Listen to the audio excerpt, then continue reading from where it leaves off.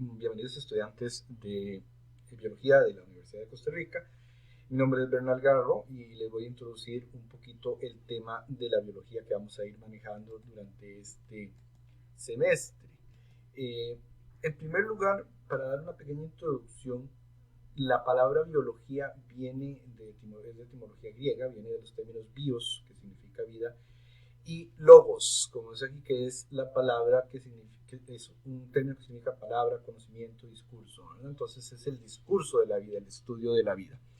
Cuando aparece por primera vez la palabra biología en un texto como tal, como una ciencia como tal, en 1766, en el libro de Janov, ¿verdad? Que tenemos ahí, Philosophia Naturis, Sive Physicae Dogmaticae, Geologia, Biologia, Fitologia Generalis et Dendrologia. Esa es la primera vez que aparece como el nombre oficial de la biología en un tratado. Pero el término realmente fue acuñado modernamente por estos tres autores, Beddoes, Treviranos y Jean-Baptiste de Lamarck, que es muy conocido en el ámbito evolutivo. ¿Cuándo comenzó el ser humano a interesarse por la biología? Bueno, desde los tiempos inmemoriales. En la prehistoria ya lo podemos ver a partir de las pinturas rupestres, cómo los humanos dependían de los animales, incluso también de las plantas, ¿verdad? Incluso desde antes de que la civilización llegara a ser sedentaria, el hombre necesitaba conceptos acerca de las especies, de sus conductas, por ejemplo, sus migraciones, etc. Y esto llevó a la domesticación tanto de plantas como animales y por lo tanto al sedentarismo. Entonces estos conocimientos incipientes, aunque eran biología, los humanos no sabían que estaban haciendo biología desde tiempos inmemoriales. Si pasamos a los imperios antiguos, entonces vemos, por ejemplo, el caso de Egipto, en donde ya encontramos tradiciones médicas muy antiguas, ¿verdad? Basadas en farmacognosia y otros tipos de insumos biológicos. Tenemos ejemplos de esos en los papiros de Ebers, de Hars, que tienen más de 3000 años antes de la era común. Los egipcios también practicaban, aparte de la farmacopea, cierto tipo de intervenciones quirúrgicas, y entonces todo esto nos habla de un origen muy temprano de la biología. Recordemos que en Egipto también se originó la química, ¿verdad? Viene de Cumos, de Kenia, la antigua química empezó a desarrollarse aquí en el imperio egipcio. Si pasamos a la tradición china, pues vemos que los chinos desde hace muchos siglos, milenios, tienen desarrollada una farmacognosia, que es el uso de plantas medicinales para el tratamiento de enfermedades, y una apoterapia, que es el uso de animales en medicina tradicional. Esto nos ha causado problemas, ¿verdad? Por ejemplo, el asunto del coronavirus anda por ahí, de ese uso un poco descuidado de ciertas especies silvestres. Pero una cuestión importante es que dentro de la filosofía china, en el taoísmo, se desarrolló la idea de que las especies no son fijas, sino que podrían tener características o atributos que dependen del ambiente donde estas especies vivan. Entonces ya estamos viendo un poquito el concepto de evolución, el concepto de adaptabilidad, sin necesariamente llamarle así, ¿verdad? Lo que quiero que vean es que la biología se ha desarrollado desde tiempos muy remotos, aunque no supiéramos que estábamos haciendo biología. En India tenemos el desarrollo del Ayurveda, que es una medicina ayurvédica, una medicina natural, ¿verdad? Que existe en la actualidad. Recuerden que muchos de los fármacos que conocemos hoy en día provienen de las plantas, así que esto no es ninguna cuestión. A veces pensamos que la medicina natural está muy aparte de la medicina moderna, y en realidad es todo lo contrario. También en India los hindúes definieron el cuerpo como constituido por 5 elementos distintos y 7 tejidos diferentes, ¿verdad? Clasificaron el origen de los seres vivos según venían de huevos, si venían de úteros, si nacían del calor, etcétera. Aquí tenemos el avatar de Vishnu, que es el dios de la Ayurveda, entonces también la contribución india al desarrollo de la biología. En América precolombina sabemos que había muchos conocimientos acerca de farmacognosia y uso tradicionales de plantas, pero lamentablemente con la llegada de los conquistadores españoles, ellos destruyeron prácticamente todos los códices. Nos queda muy poco del conocimiento de Mesoamérica, y eso lamentablemente se perdió gracias a los colonizadores españoles que vinieron aquí a destruir grandes conocimientos y culturas. En Grecia se desarrolló la historia natural, ¿verdad? Y también la medicina incipiente. Entonces, dentro del tema de la historia natural tenemos el desarrollo de los conceptos atendientes a la biología. Hay una gran influencia de Hipócrates y de su escuela humorista, ¿verdad? Tenemos entonces el desarrollo del conocimiento científico gracias a estos filósofos. Uno de ellos es Aristóteles, que fue uno de los primeros en tratar de ubicar a los seres que existen, tanto vivos como no vivos, en un sistema jerárquico organizado al que llamó escala natura. Para él el cosmos estaba totalmente organizado desde los minerales hasta los demonios y los dioses, ¿verdad? Pero entonces vemos un principio de jerarquización, de clasificación de los seres biológicos, ¿no? La escala natura de Aristóteles. También de Grecia provino Teofrasto, que fue estudiante de Aristóteles, y él es considerado el padre de la botánica moderna. Muchos de los términos actuales de la biología, por ejemplo, cuando hablamos de pericarpo, de carpo, qué sé yo, son términos acuñados por Teofrasto. Él escribió muchas obras, entre ellas la Historia Plantarum, que vemos acá, ¿verdad? Uno de los textos que pueden ser considerados originales de la botánica. Por lo tanto, Teofrasto, padre de la botánica en Grecia.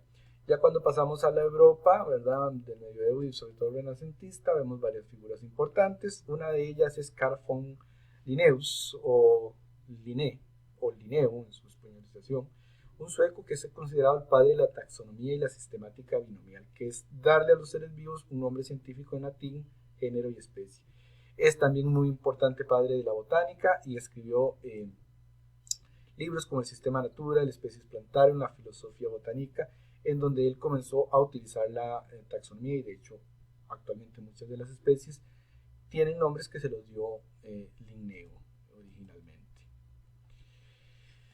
Luego se desarrolló la teoría celular, ¿verdad? En realidad la primera persona que habló y que acuñó el término célula fue Robert Hooke en Inglaterra. Hay una gran controversia, siempre nos han enseñado este rostro de arriba como el rostro de Robert Hooke, pero parece que eso es una equivocación y que más bien podría corresponder a la persona que está aquí abajo.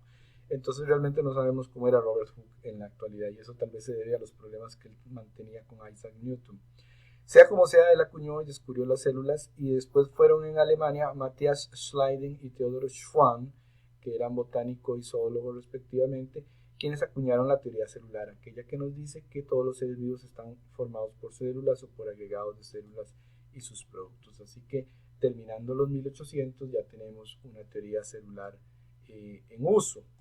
En Francia, después, ¿verdad?, en el siglo XIX, nace Louis Pasteur, y Louis Pasteur, aunque fue químico, es un gran biólogo, es un gran biotecnólogo, es un gran microbiólogo, aunque no lo quieran reconocer. Empezó su estudio con cristales, pero fue importantísimo en derribar la teoría de la generación espontánea, en estandarizar y utilizar más el uso de las vacunas, en sus estudios sobre la fermentación, ¿verdad? Es decir, siendo químico, fue una persona sumamente trascendente en el desarrollo de la microbiología y de la biotecnología. Gregor Mendel, en lo que hoy es la República Checa, en ese mismo siglo, descubre las leyes de la herencia estudiando cómo se transmiten las características hereditarias en las arvejas, ¿verdad? Formuló sus leyes de herencia y puso en conocimiento el concepto de caracteres hereditarios, que es a lo que hoy llamamos genes, aunque él no sabía pues que eran genes ni que era DNA. Charles Darwin, en ese mismo siglo, en contemporáneo de Mendel, pero en Inglaterra, desarrolla el concepto de la selección natural como fuerza evolutiva en su libro On the Origin of Species by Means of Natural Selection or Survival of the Fittest, que es el origen de las especies por medio de la selección natural o la sobrevivencia del más apto. En el siglo anterior, James Watson y Francis Crick lograron determinar en 1953 la estructura del DNA, y de ahí el boom de la biotecnología, ¿verdad? Crick ya falleció en el 2004, Watson todavía está vivo y participó en el proyecto del genoma humano, fue el director original de ese proyecto. Entonces, los conocimientos biológicos vemos que se desarrollaron desde conocimientos ancestrales, de usos tradicionales de plantas, animales, farmacognosia, opoterapia, todo eso, hasta que poco a poco se fue organizando en una historia natural que tiene su origen en Grecia, y por ahí empezaron a desarrollar por un lado la historia natural y por otro lado las ciencias de la salud, que vienen de la biología, no son una ciencia aparte. Luego se desarrollaron ya más específicamente, más tardíamente, siglos XVII, XVIII, XIX, las ciencias biomédicas, la bioquímica, comienza la biología celular como los estudios de citología, y finalmente en el siglo anterior y actual los desarrollos grandes que llamamos biotecnología y las ómicas, la genómica, la proteómica y la metabolómica. Vean que de las ciencias biológicas surgen los conocimientos interdisciplinarios que utilizamos en medicina, microbiología, agronomía, biofísica, bioinformática, farmacéutica y muchas otras. Por lo tanto, estas ciencias dependen de la biología para su evolución y desarrollo. En biología podremos tratar de responder preguntas, por ejemplo en este curso, tales como qué es el DNA, cómo funcionan los genes, cómo cambian las especies en el tiempo, cómo se originó la biodiversidad que tenemos en este planeta, cómo afectan los seres vivos a otros seres y al medio ambiente, cómo se originó la especie humana, por qué y cómo funcionan las células, cómo se produce una enfermedad, cómo se podría prevenir. Todas y esas y múltiples preguntas podemos responder con la biología. Sabemos que la biología estudia la vida y la vida la podemos definir como una serie de características como la reproducción, el metabolismo, la irritabilidad, la estructura, desde celular hasta orgánica, anatómica, la evolución, el crecimiento, el desarrollo, la herencia y la homeostasis o equilibrio. Todos estos son procesos que caracterizan a un ser vivo. Sin embargo, todavía no podemos responder claramente qué es la vida, así como nos cuesta responder la pregunta, ¿están vivos los virus o no? Bueno, los invito a que durante el curso tratemos de responder estas y otras preguntas, formarnos una idea científica. Otra característica de la biología moderna es que es sumamente dinámica, solo para ponerles un ejemplo, la biología está cambiando todo el tiempo. Al momento reconocemos tres dominios o tipos de seres vivos, que son el dominio bacteria, el dominio arquea y el dominio eucaria o eucariota. Entonces tenemos tres dominios de la vida. Sin embargo, los estudios más recientes nos dicen que los eucariontas deberíamos formar un solo dominio con las arqueas, y esto es gracias al descubrimiento reciente de las loquiarqueotas, ¿verdad? Que son el denominador común de nosotros con las arqueas. Entonces muy probablemente en los próximos años pasemos de un modelo de tres dominios a un modelo de dos dominios. Entonces eso es solo para ejemplificar cuán dinámica es la biología actual. La idea de este curso es llegar a conocer la biología como una sola unidad y su relación, la relación de los seres vivos con ese planeta tan especial al que llamamos Tierra, formando una sola gran unidad y sistema que deberíamos comprender. Algo parecido al concepto de la diosa griega de Gaia, ¿verdad? Que expuso James Lovelock, que es un concepto muy interesante. Pues bien, les doy de nuevo la bienvenida. Bienvenidos a la biología, la ciencia de la vida. Nos estamos viendo